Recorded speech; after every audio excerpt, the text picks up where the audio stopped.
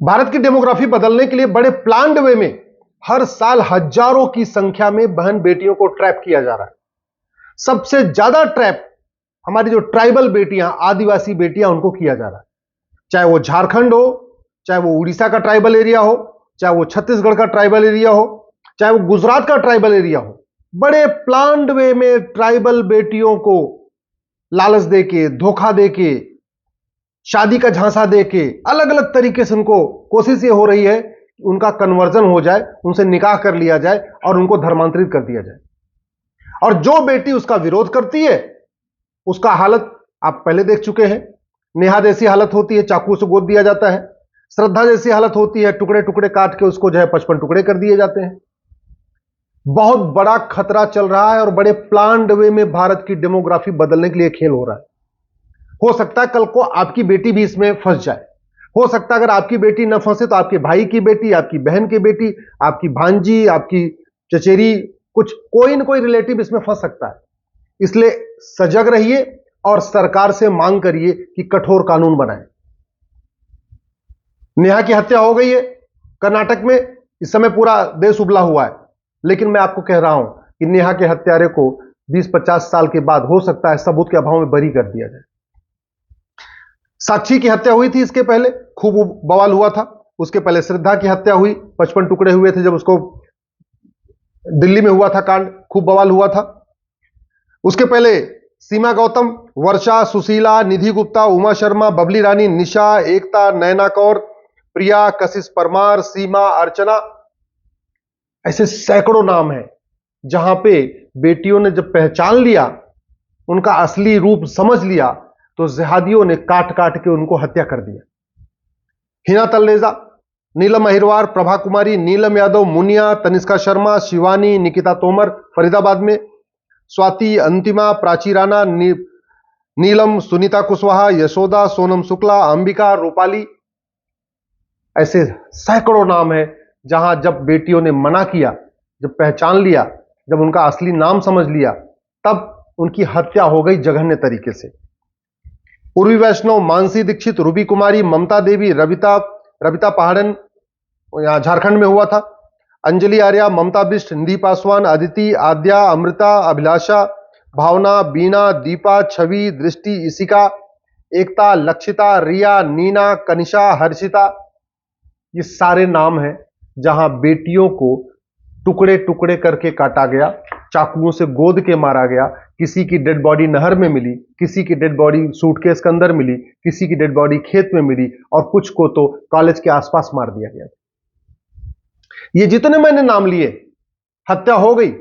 और जब जब इनकी हत्या हुई, ये मैंने वो नाम लिए जिसकी हत्या पे पूरे देश में उबाल आया, जिसकी फोटो शेयर की गई, जिस पे ट्विटर पे ट्रेंडिंग हो गई। लेकिन आप जानते हैं, इसमें किसी भी हत्यारे को आज तक ना आजीवन कारावास फांसी हुआ, इसमें किसी भी हत्यारे की न नागरिकता खत्म हुई, इसमें किसी भी हत्यारे को 100% प्रॉपर्टी जब्त नहीं हुई। एक तो कानून घटिया है, दूसरा सजा मिलती है 20-30 साल के बाद। समाधान क्या है? सबसे पहला समाधान है कि भारत में समान शिक्षा लागू किया जाए। जब तक ये गुलामी वाले स्कूल चलेंगे, विदेशी जो उस समय मुगलों ने शुरू किए थे वो स्कूल चलेंगे, तब तक शांति नहीं आ सकती, क्योंकि नफरत उन्हीं स्कूलों में सिखाई जाती है जो मुगलों ने शुरू किया था। नफरत उसी स्कूलों में सिखाई जाती है कि जो हिंदू, जैन, बौद्ध, सिख की लड़कियां हैं, इनको लालच दो, इनको धोखा दो, इनको पटाओ, इनको कैसे भी करके ट्रैप करो, इनका कन्वर्जन कराओ, क्योंकि वहां सिखाया जाता है कि जैसे आप कन्वर्ट करा दोगे तो आपका ऊपर आपको जन्नत मिल जाएगी। ये जो सिखाई जा रहा है ना, तो समाधान यही है कि गुलामी वाले स्कूल खत्म हो, भारत में समान शिक्षा लागू हो। कम से कम 10वीं तक सबके लिए एक सिलेबस होना चाहिए। सब 10वीं तक one nation one education board, one nation one syllabus, one nation one curriculum. ठीक है, बंगाल वाला बंगाली में पढ़ेगा, गुजरात वाला गुजराती में पढ़ेगा, महाराष्ट्र वाला मराठी में पढ़ेगा, लेकिन सिलेबस और करिकुलम अलग नहीं होना चाहिए। दूसरा, कठोर कानून बनाना पड़ेगा। जो आदमी हेट क्राइम करेगा, जो आदमी धोखे से किसी बच्ची के साथ व्यवहार करेगा, जो आदमी धोखा देके, लालच देके, पहचान छुपा के, अपना रूप बदल के, अपनी भाषा बदल के, जो भी है लब जिहाद करेगा, उसकी 100% प्रॉपर्टी जब्त होगी, उसकी सिटीजनशिप खत्म होगी और कम से कम आजीवन कारावास होगा। कम से कम कम से कम 20 साल की सजा होगी। ये कानून बनाना पड़ेगा, उसके पहले कुछ नहीं होगा, याद रखिए। क्योंकि कोर्ट में जो सजा होती है वो ट्विटर ट्रेंडिंग के आधार पर नहीं होती है, नेताओं के भाषण के आधार पर नहीं होती। कोर्ट में जो सजा होती है वो धरना प्रदर्शन के आधार पर नहीं होती। कोर्ट में जो सजा होती है वो फेसबुक पर फोटो शेयर करने के आधार पर नहीं होती। कोर्ट में जो सजा होती है वो कानून में लिखा क्या है ना, उसके आधार पर होती है।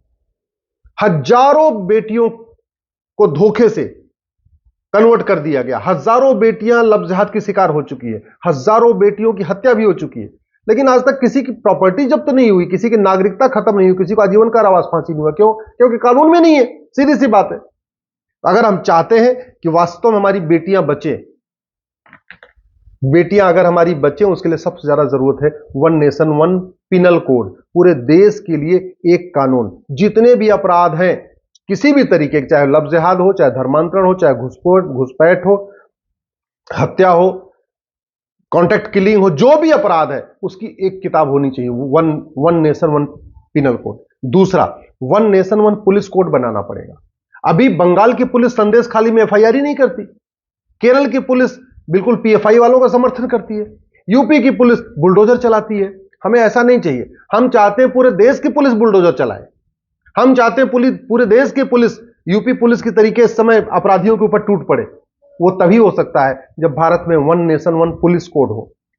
अगर हम चाहते हैं कि भारत में जल्दी जल्दी मुकदमा डिसाइड हो, तो सबसे पहले झूठी गवाही को गंभीर अपराध घोषित करना पड़ेगा, झूठे बयान को गंभीर अपराध घोषित करना पड़ेगा, झूठे एफिडेविट को गंभीर अपराध घोषित करना पड़ेगा, झूठ बोलने को गंभीर अपराध घोषित करना होगा, झूठे मुकदमे को गंभीर अपराध घोषित करना होगा। यानी झूठ बोलने पे 10 से 20 साल की सजा का कानून बनाना पड़ेगा। और दूसरा, नार्को पॉलीग्राफ ब्रेन मैपिंग कानून बनाना पड़ेगा, जिससे जल्दी से जल्दी सच सामने आ जाए। क्योंकि जो हत्यारा है, जो जिहाद करता है, वो सच बोलेगा नहीं। पुलिस को उसको कितना भी पीट ले, वो सच नहीं बोलेगा। तो सच उगलवाने का सबसे बढ़िया तरीका है नार्को पॉलीग्राफ ब्रेन मैपिंग कानून बनाया जाए।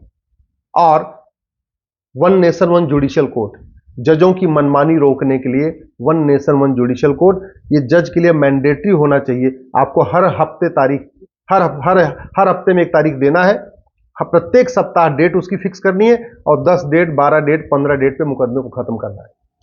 Police one nation one police code लागू करना पड़ेगा, पुलिस चार्टर लागू करना पड़ेगा, पुलिस के लिए मैंडेटरी करना पड़ेगा। आपको 1 घंटे के अंदर एफआईआर करना है और 1 महीने के अंदर जांच पूरी करना है। और यह हो सकता है 1 महीने के अंदर जांच आराम से पूरी हो सकती है, जब कानून में मोबाइल की रिकॉर्ड, मोबाइल की लोकेशन, मोबाइल की chatting, narco test, polygraph test, brain mapping, इन सबको कानून बना के सबको लीगलाइज कर दिया जाए। अभी narco polygraph brain mapping test में जो सच सामने आ भी जाएगा, वो भी कानून के हिसाब से मैंडेटरी नहीं है, उसको एविडेंस नहीं माना जाता।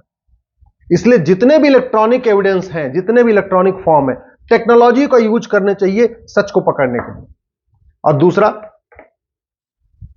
ये जुडिशियल चार्टर, आपको हर हफ्ते तारीख देना है और 10 डेट, 15 डेट, 20 डेट, जितना भी चाहिए, साल भर के अंदर फैसला करना ही करना है। यही तरीका है अपराध रोकने का। नहीं तो ऐसे ही कभी नेहा की हत्या होगी, कभी सुशीला की हत्या होगी, कभी मनीषा की हत्या होगी, कभी आद्या की हत्या होगी, एक के बाद एक हत्याएं होती रहेंगी। तो मैं भी होता रहेगा, आरोप प्रत्यारोप भी होता रहेगा, नेता भी जाते रहेंगे, जिसकी हत्या हो जाएगी वहां सांत्वना देने के लिए जाएंगे भी, वीडियो भी शेयर होता रहेगा, ट्विटर पे ट्रेंडिंग भी होती रहेगी, लेकिन होगा कुछ नहीं।